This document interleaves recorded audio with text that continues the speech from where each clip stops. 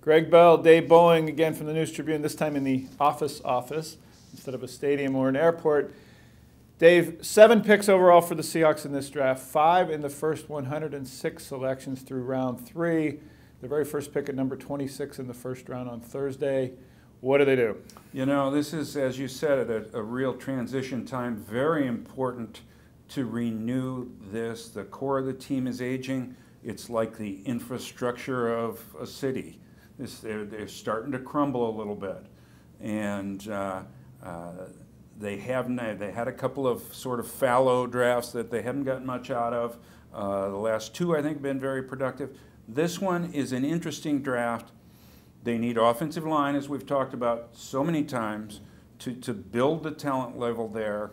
And I don't see the talent in this draft, offensive linemen at the bottom of the first round. So I think unless one of those great cornerbacks drop, and there's a number of cornerbacks in this draft, unless one of those guys drop to them in the first round, it'd be great to trade back out, build up some more draft equity, and start building up the offensive line within the lower rounds, because I don't see any of those guys being plug-and-play guys, and they need more bodies to upgrade.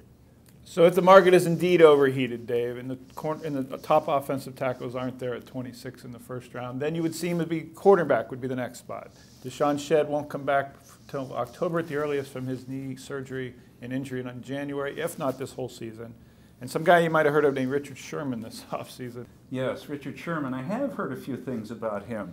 The subject of really odd open trade talks from the Seahawks, and he has only 2 years left on his contract, and he's 29 years old. So how do you go into the draft?